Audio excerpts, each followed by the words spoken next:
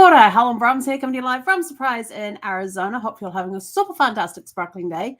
Welcome to Before the Dirt Nap podcast number 2063. Today is Choose It Tuesday. So we're going to choose a forgotten story, find an overlooked ancestor. Yes. So we're going to, who is the quiet, nearly forgotten ancestor in your tree? The one with barely a trace, yet a presence you can still feel.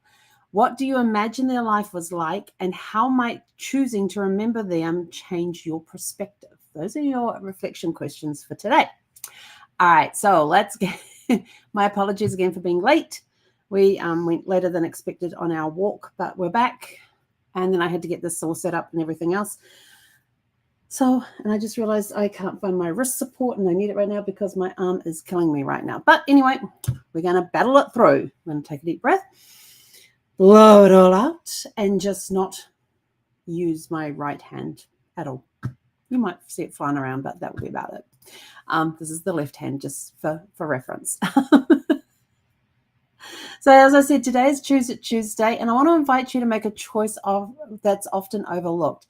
Tonight we're choosing to honor the quiet ones, the ancestors who left behind very little and yet left behind everything. So they may not have made it into history books or left behind journals or land deeds, but their lives still mattered. Because if their lives didn't matter, you would not be here. Think about that. So yes, our ancestors all mattered because without them, we wouldn't be here today. So tonight we choose to remember and honor the ones who are a little lost out there. They're there, their story's there. We just haven't uncovered it yet. So every family tree has its stars, the pioneers, the immigrants, the soldiers, the storytellers. But what about the woman whose name is just wife of? What about the little girl who died at age 3 and was buried with no headstone? What about the bachelor uncle who shows up in one census, then disappears forever? They're there in the shadows, and their stories are worth telling too. Maybe they didn't leave behind land, but maybe they left behind laughter. Maybe they didn't write a book, but maybe they shaped someone who did. Tonight is about making the choice to remember them, because sometimes what's missing is the very thing that teaches us how much life matters. So we're going to take a deep dive into this. So let's talk about who we're choosing to shine the light on tonight. It could be women, especially pre-1900, when records often listed them only by their husbands' names.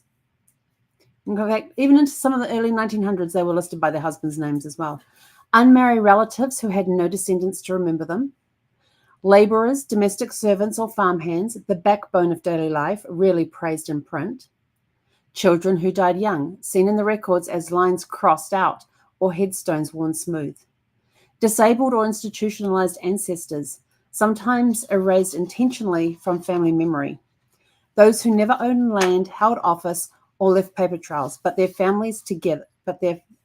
families together. Does someone come to mind for you right now as you're listening to this list? It's not always easy, but it is possible. Here are a few ways to build their story with care and creativity. Search by association. If your ancestor lived with family, study the people around them. When you're looking at census reports, look at who are the neighbors, spouses, siblings, boarders, neighbors in the census. Someone knew them. And sometimes the boarders that were listed were actually family members, but they were just listed as boarders because they were just visiting. They may have been listed as visitor. They may have been listed as a boarder. They may have been listed by their actual relationship was to the head of the house, like brother-in-law, brother, sister-in-law, sister, aunt, uncle, niece, nephews, grandparents, and parent-in-laws, father-in-law, mother-in-law, grandparents. They may just be listed as boarders on the census. Use church and cemetery records. These can preserve names of those without birth or death certificates. Church bulletins and burial registers often mention women and children by name. City directories and newspapers. Even if no obituary exists, local newspapers may list club members, arrests, visits, illness, court cases, where they could be mentioned. Directories show occupation, borders, or home addresses, clues in daily life. Now, when you're looking at directories, if you see Like sometimes they'll put in parentheses like an O or an R. O means they are the owner. R means they are renting. And if you've got like 4 or 5 people in the same house, like you might have mum and a dad and maybe a daughter with her son-in-law living there at the house, it would have whoever owns the house will be the O, and then everybody else in the house rents from the owner. That's how it shows who owns the house when you're looking at those. And in some directories, if the husband had passed, it would have the wife's name there, and then in parentheses it would put wife of the late, and then the husband's name in parentheses. So you could actually keep track of people through city directories. It was quite amazing the amount of information they would get on that little 1 to 2 lines that they would have in the directory. So have a look at those, and they would also show their occupation too, which is quite interesting to have a look at. Trace the siblings. If your ancestor left no trail, a brother or sister's documents might mention them. Wills, land sales, or family letters, sometimes reveal hidden connections. Journals also is not there. Family Bibles, those are not listed there as well, but they can also help too.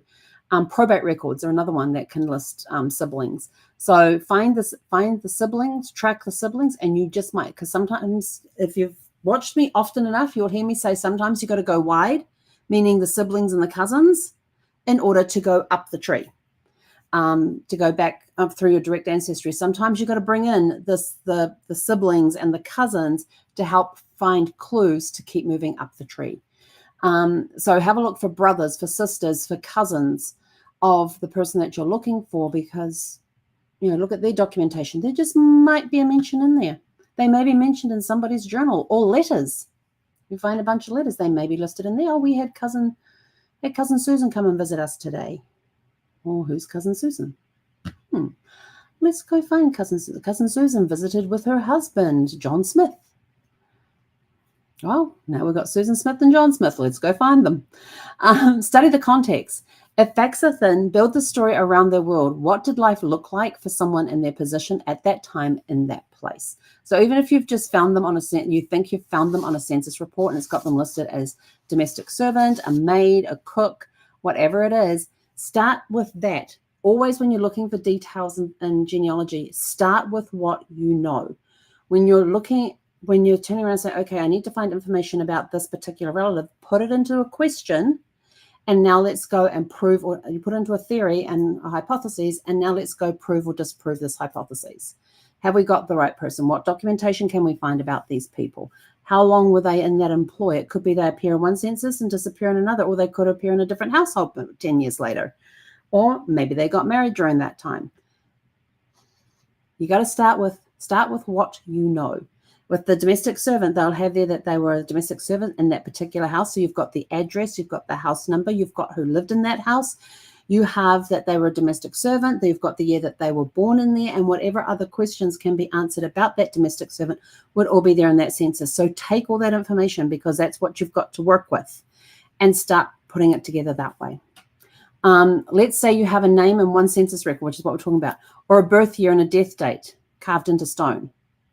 How do you make them mean something? Don't make up facts, but honor the framework of their life. Ask yourself, what was happening in their town or country at that time? What was life like for someone of their gender, race, or class in that era? You've got to put yourself in their shoes, in their time frame. What stories did they not get to tell because they were never asked? Yeah. You don't need pages of details to say she lived through a war, she fed her family from the garden, she walked 2 miles to wash laundry for someone else's child. That's real, that's meaningful, that's storytelling. Yeah, you don't need a page of detail to say just that little summary of her life. That was who she was. But what other details can you find? Maybe 10 years, maybe you see her as a domestic servant in a particular household, and then 10 years later, you can't find that household or that domestic servant that was there. Where did they go? Did they move? Did they immigrate? What country were they living in at the time of the census? What area? What was going on that may have forced them to leave that area and go relocate somewhere else? It could be they immigrated to a completely different country. Can you find their immigration records and they had their domestic servants come with them? Or the domestic servant is now off working in a new household. So your challenge for tonight is to choose one overlooked ancestor in your tree, someone with very little documentation. Write one paragraph about their possible life, their potential impact, or simply what you feel when you see their name. And you can always private message me what it is that you've got, and maybe we can give you some direction, some clues on where else to go and look. Or light a candle, speak their name, and let that be enough. Because remembering is an act of love. And here are some reflection prompts, things to think about when you go and journal about them. I'm trying to figure out who I'm going to figure out in my tree. What is this ancestor's name, if known? And what limited information do you have about them? Where do they appear? A census, a gravestone, a mention in someone else's story? What do you imagine daily life may have been like for them? What was likely their role in the family or community? What do you feel when you see their name or think about their absence in the records? If you could speak their story into the world, what would you say? What do you want future generations to know about them, even if the facts are few? And remember, you don't need headlines or hand-me-downs to tell a meaningful family story. You just need a little imagination and a willingness to sit with silence. That in itself is sacred work. If you need help building stories from sparse records or want guidance to how to document the forgotten corner of your tree, just let us know. We're happy to help. We're here to help you with and find what matters. So until next time, keep digging, keep remembering, and remembering to choose what matters. And with that, we are out of here for the evening. Go out, have a super fantastic, sparkling evening. And I'm just checking my calendar for tomorrow. Well, that's the end of, that's May. Let's come back to today. Yep, we'll be here at 6 p.m. Pacific. So go out, have a super fantastic, sparkling evening. We'll catch you guys back here at 6 p.m. Pacific. Go out, choose a relative, find out as much information as you can. Start with what you know and build from there. If you need some guidance, please feel free to private message us and we'll be more than happy to assist you. Have a super fantastic, sparkling evening and we'll see you at 6 p.m. Pacific time tomorrow evening. Hei konera.